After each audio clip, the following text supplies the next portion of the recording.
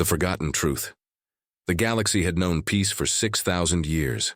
The Great War, as historians called it, was nothing more than ancient legends told in dusty archives. Most beings believed it was just a myth, stories of a savage species, called humans, who had once terrorized the known worlds. Commander Rex stood on the bridge of the Galactic Council's flagship, watching the stars through the massive viewport. The Council ruled over 400 worlds, maintaining order through diplomacy and trade agreements. War was a thing of the past, a relic of darker times. "Sir, we're receiving distress signals from the Outer Rim," reported Lieutenant Kate, her fingers dancing across the control panel. "The mining colonies on Kepler-7 have gone silent." Rex frowned. Mining disputes were common, but total communication blackouts were rare. "Set course for Kepler-7. Alert the Council." The journey took 3 days. When they arrived, Rex felt his blood run cold. The mining stations floated in space like broken toys, their metal hulls twisted and torn. Debris fields stretched for kilometers, glittering in the pale light of the distant star. "What could have done this?" Kate whispered. Before Rex could answer, new contacts appeared on their sensors.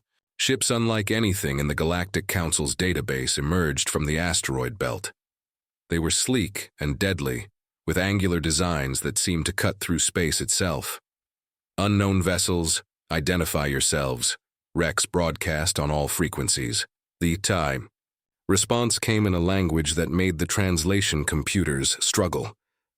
When the words finally appeared on screen, Rex's hands began to shake. "We are the Void Hunters. We have returned to reclaim what was taken. Your peace ends now." The lead ship fired without warning. Energy beams lanced across space, striking the Council flagship's shields. Rex's crew scrambled to respond, but their weapons were designed for asteroid mining and navigation, not warfare.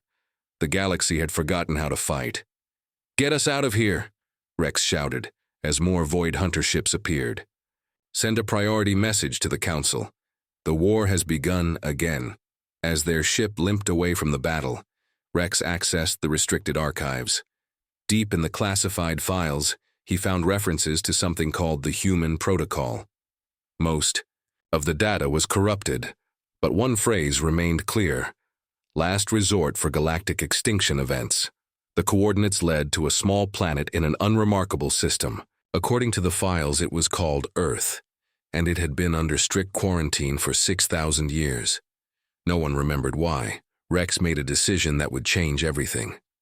"Kate, prepare a landing party. We're going to wake up whatever's down there." The planet looked peaceful from orbit.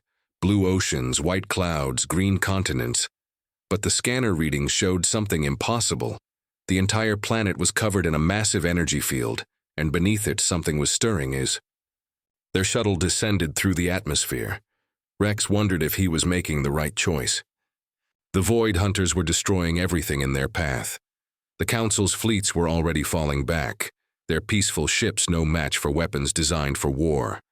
But the humans, the legends spoke of a species so violent, so ruthless in battle, that the galaxy had been forced to contain them. They had been put to sleep, locked away on their homeworld, kept in stasis to prevent another galactic war. The landing party touched down in what appeared to be a vast city. But everything was wrong. The buildings were too tall, the streets too wide, and everywhere they looked, they saw statues of warriors in strange armor, holding weapons that seemed to hum with contained power. "Sir," Kate said, her voice barely a whisper, "the energy readings, they're not coming from the planet's core, they're coming from the people." Rex looked around with new eyes. The city wasn't empty. It was sleeping. Every building, every street, every structure was filled with humans in some kind of suspended animation. Millions of them, maybe billions, all waiting. In the center of the city stood a massive tower. At its peak, a single figure sat on a throne-like chair, connected to countless cables and monitoring devices. Unlike the others, this one's eyes were open, glowing with an inner fire. "Welcome," the figure said, its voice echoing in their minds rather than their ears. "We have been waiting for you to come. The Void Hunters have returned, haven't they?" Rex nodded, unable to speak. The figure smiled, and for a moment Rex saw something that terrified him more than the Void Hunters ever could. It was the smile of a predator that had been patient for far too long. "Then it's time to wake up," the human said. "It's time to remind the galaxy why they feared us." The Awakening. The human called himself Commander Jake, though Rex suspected that wasn't his real name. As Jake disconnected from the monitoring systems, alarms began sounding throughout the city. One by one, the humans began to stir from their 6,000-year sleep. "You don't understand what you've done," Jake said, stretching muscles that hadn't moved in millennia. "We were put to sleep for a reason. We're not the good guys in this story." Rex watched in fascination and growing dread as the city came alive. Humans emerged from their stasis pods, moving with fluid grace despite their long sleep. Their eyes held a sharpness that reminded Rex of hunting cats. "The Void Hunters are destroying everything," Rex explained. "The Council's forces can't stop them. We need your help." Jake laughed, but there was no humor in it. "Help, is that what you call it?" He gestured to the awakening city around them. "We're not a rescue service, alien. We're a weapon." Across the city, humans were already moving with purpose. They seemed to communicate without words, organizing themselves into groups. Rex noticed they all moved toward specific buildings, armories by the look of them.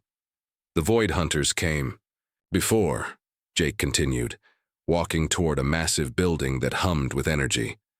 6,000 years ago, they wanted to harvest every living world in the galaxy. The Council tried to stop them with diplomacy and trade sanctions. Rex felt his stomach drop. What happened? They were slaughtered. Every peaceful species, every civilization that had forgotten how to fight. The galaxy was dying. Jake stopped before a wall that displayed star maps. Red dots marked dead worlds. "So the Council made a deal with us." The star map showed Earth's position and dozens of red lines extending from it like a spider's web. Each line ended at a Void Hunter stronghold. "We did what we do best," Jake said. "We went to war." Around them, humans were suiting up in armor that seemed to flow like liquid metal. Their weapons were unlike anything Rex had seen. Not energy beams or projectile launchers, but something that seemed to bend reality itself. "We didn't just fight the Void Hunters," Jake continued. "We hunted them. We followed them to their breeding worlds, their home systems, their hidden bases. We showed them what it meant to be prey." A young human woman approached. She looked barely adult, but her eyes held ancient knowledge. "Commander Jake, the fleet is ready. All ships are operational." Rex looked confused. "Fleet? We didn't see any ships from orbit." Jake smiled, that predator's smile again. "You weren't looking in the right place." He led them to what Rex had thought was a park in the center of the city, but as they watched, the ground began to split open, revealing massive hangars carved deep into the planet's crust. Ships rose from the depths, not the sleek vessels of the Void Hunters or the bulky transports of the Council, but something in between. They looked like they had been built for one purpose only: killing. "After we won the war, the galaxy was terrified of us," Jake explained as hundreds of ships emerged from their underground berths. "They had asked for our help and we had given it. But they saw what we were capable of when we stopped holding back. The ships were crewed entirely by humans," Rex noticed. Each vessel carried maybe 50 beings, but they moved with the coordination of a hive mind. "So they made another deal," Jake said. "We would go to sleep, stay on Earth, let the galaxy heal and forget about war. In exchange, they would call us if the Void Hunters ever returned." Rex felt a chill run down his spine. "And if we hadn't come, you would have," Jake said with certainty. "Humans are good at reading patterns. The Void Hunters follow cycles. They retreat, rebuild, and return stronger. We knew they would come back eventually." The first wave of human ships was already launching, their engines leaving trails of blue, fire against the sky. Rex could see more humans awakening across the continent, entire cities stirring to life. "How many of you are there?" Rex asked quietly. "Enough," Jake replied. "The galaxy wanted peace, so we gave them peace. But peace has a price. It makes you soft, makes you forget that there are things in the dark that don't want to negotiate." Jake's own ship was smaller than the others, built for speed rather than firepower. As they boarded, Rex saw the interior was covered in tactical displays showing the positions of Void Hunter fleets across the galaxy. The Council forces are already falling back to the core worlds, Jake observed. Smart. Stay out of our way, while we work. As Earth fell away beneath them, Rex saw the true scope of humanity's awakening. Ships were launching from every continent, streaming into space like an angry swarm. What's the plan? Rex asked. Jake's smile widened. Same as last time, we're going hunting. The hunt begins. The first battle took place at the Creon system, where Void Hunter ships were systematically destroying the mining platforms. Rex watched from Jake's command ship as the human fleet approached, and he began to understand why the galaxy had been so afraid. The Void Hunters had superior numbers, nearly 50 ships to humanity's dozen. But the humans didn't attack like any military force Rex had ever seen. They moved like pack hunters, coordinating their strikes with deadly precision. Watch and learn, Jake said, his hands dancing over controls that seemed to respond to his thoughts. This is how humans fight when we stop pretending to be civilized. The human ships split into 3 groups, each taking a different vector of attack. The Void Hunters tried to respond, but their formations were designed for overwhelming firepower against static targets, not for fighting an enemy that refused to stay still. The first human group struck the Void Hunter flanks, their weapons punching through shields like they weren't there. But instead of pressing the attack, they immediately withdrew, drawing the enemy ships out of formation. Herding, Jake explained as the second group struck from a different angle. Make them react to you instead of thinking for themselves. Rex watched in amazement as the battle unfolded.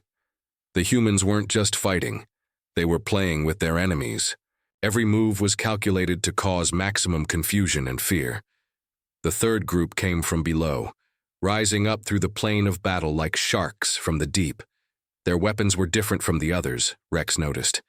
Instead of destroying the Void Hunter ships, they seemed to be studying them. Target their communications first, Jake called out to his fleet. Isolated prey is easier to handle. Within minutes, the Void Hunter formation had collapsed into chaos. Ships tried to flee in all directions, but the humans were ready for that too. They had positioned themselves to cut off every escape route. This is how we ended the war last time, Jake said as the last Void Hunter ship was destroyed.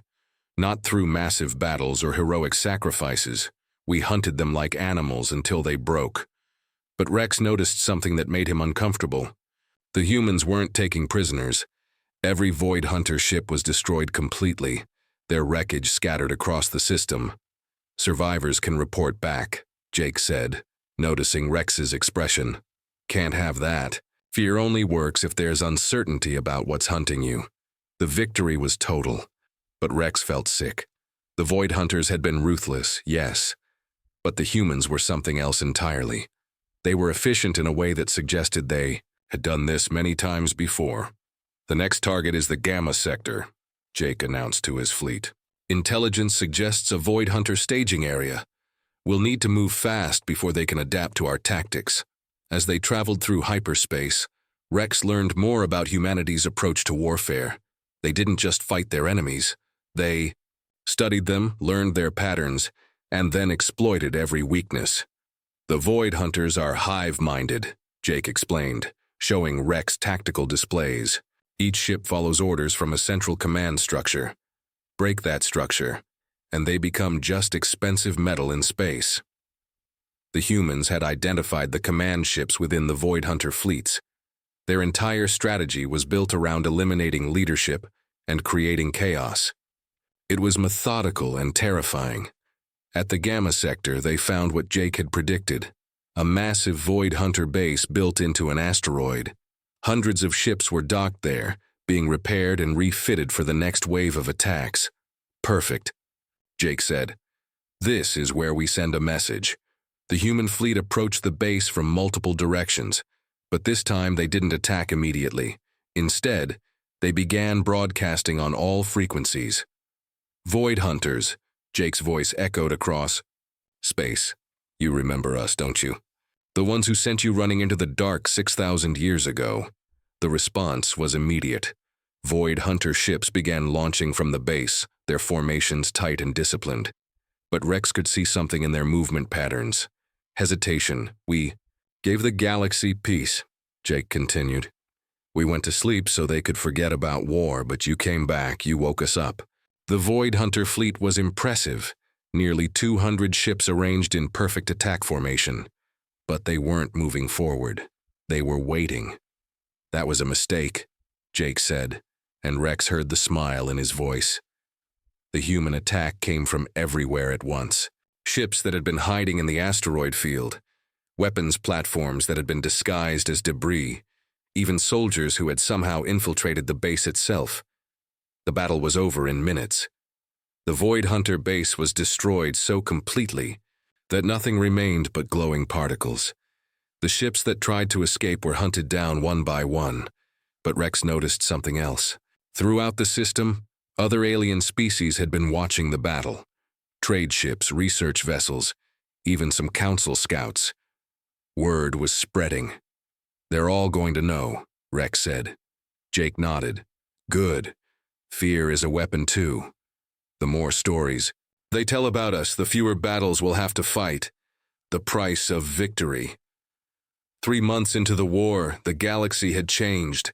The Void Hunters were retreating on all fronts, their fleet scattered and broken.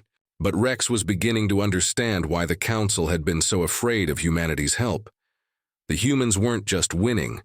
They were rewriting the rules of warfare itself. They used tactics that other species couldn't understand. Strategies that seemed to come from some deep, violent instinct. We've located their primary breeding world, Jake announced during a fleet briefing. Around the holographic display, human commanders nodded grimly. This is where it ends. Rex studied the tactical information. The Void Hunter homeworld was heavily defended, surrounded by automated defense platforms and patrolled by their most advanced ships. It would take a massive assault to break through. The Council could help, Rex suggested. Their fleets are still intact. If we coordinated the attack— No, Jake cut him off. This is our hunt. Bringing other species into it would just get them killed. Rex was beginning to realize that the humans saw other species as fragile things to be protected, not allies to fight alongside. It was a disturbing perspective, but he couldn't argue with the results. The journey to the Void Hunter. Homeworld took 2 weeks. During that time, Rex watched the human crews prepare for what they called the final hunt. Their behavior changed in ways that made him nervous. They became quieter, more focused. The casual jokes and friendly conversation disappeared, replaced by a cold professionalism that reminded Rex of machines more than living beings. This is what we become when we hunt, Jake explained when Rex asked about the change. It's not something we can turn on and off. Once we commit to ending something, we become something else. The Void Hunter homeworld was a massive planet covered in hive structures that stretched from pole to pole. Billions of Void Hunters lived there, along with captured slaves from dozens of species. It was both a fortress and a breeding ground. The orbital defenses alone could destroy 100 Council fleets, Rex observed. Jake smiled. Good thing we're not the Council. The human attack began with something Rex didn't expect: subtlety. Instead of charging at the defenses, small teams of humans infiltrated the orbital platforms. Within hours, the automated systems began turning on each other. Void Hunters rely on their technology too much, Jake explained as explosions lit up the planet's orbit. Once you understand their systems, they become predictable. The main assault came from multiple directions simultaneously. Human ships appeared throughout the system, having somehow bypassed the outer defenses entirely. Their weapons targeted not just military installations, but the infrastructure that supported the Void Hunter civilization. Rex watched in growing horror as the humans systematically destroyed everything. Power plants, food production facilities, transportation networks, nothing was spared. This isn't a battle, Rex said quietly. This is extinction. Yes, Jake replied without emotion. That's the point. You can't negotiate with something that sees every other species as food. You can't reform something that exists only to consume. You can only end it. The Void Hunter fleets tried to respond, but they were fighting on their home ground now, with billions of their own people at risk. Every move they made was compromised by the need to protect their breeding grounds. The humans had no such restrictions.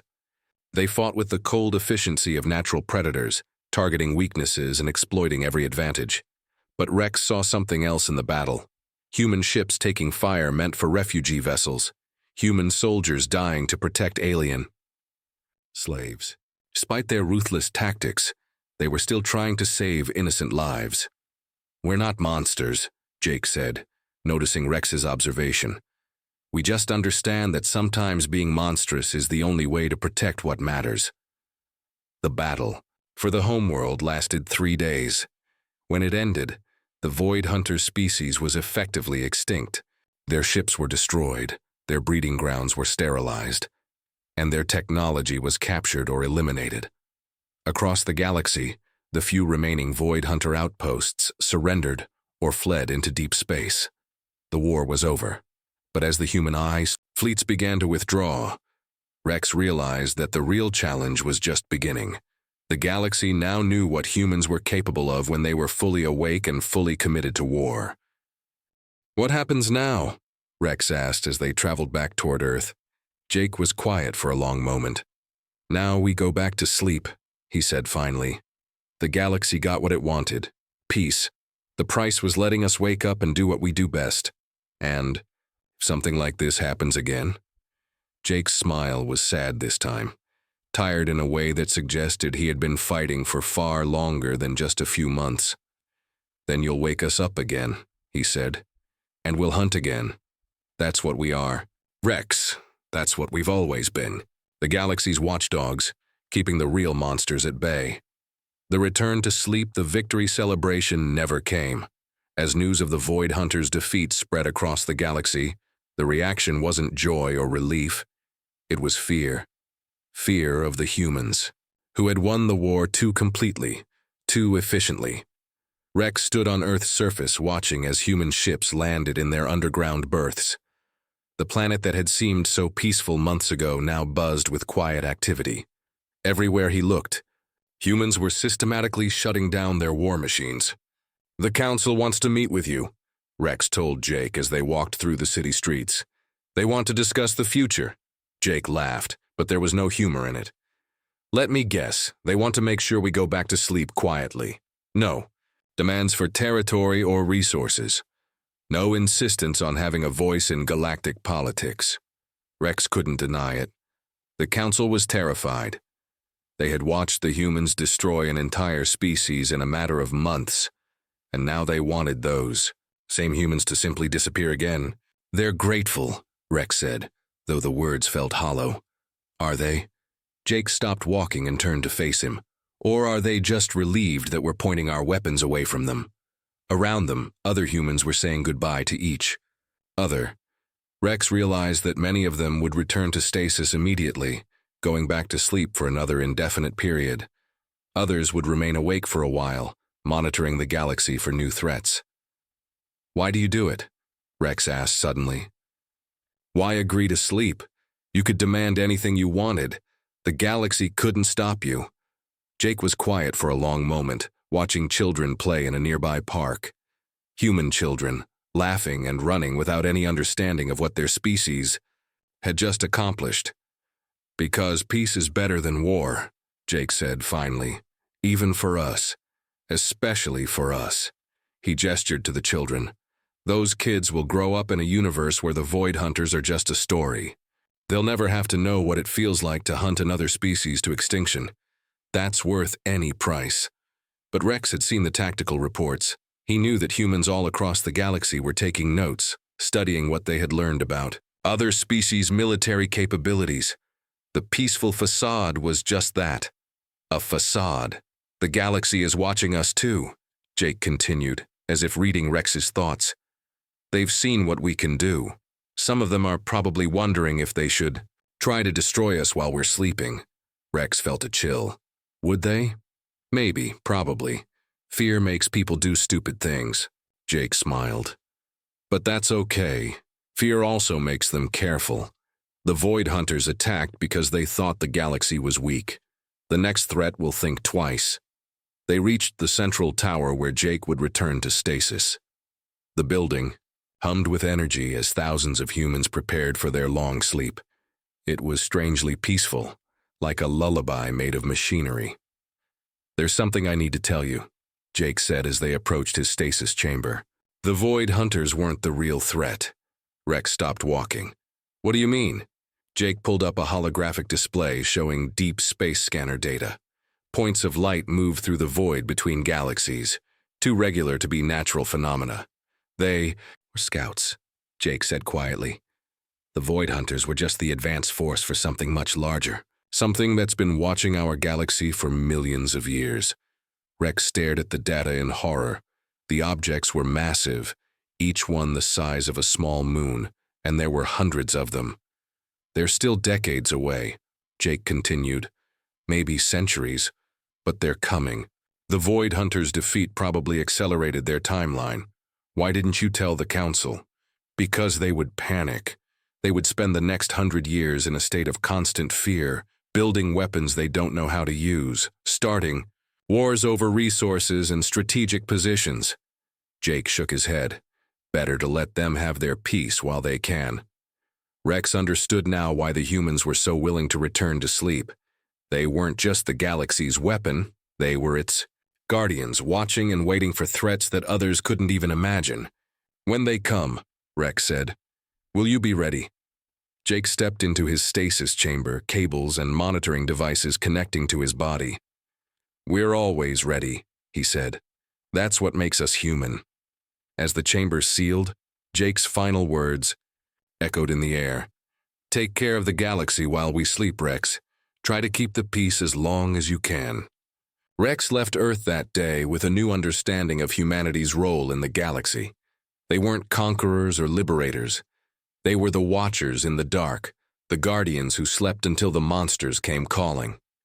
Above Earth, automated defense, satellites took their positions, and deep space monitors began their patient vigil. The humans were asleep, but they were still watching. And somewhere in the void between galaxies, something ancient and hungry continued its slow approach toward a galaxy it believed was defenseless. Peace had returned, but it was a peace protected by the sleeping guardians of Earth and the promise that when the next war came, humanity would wake again. The end.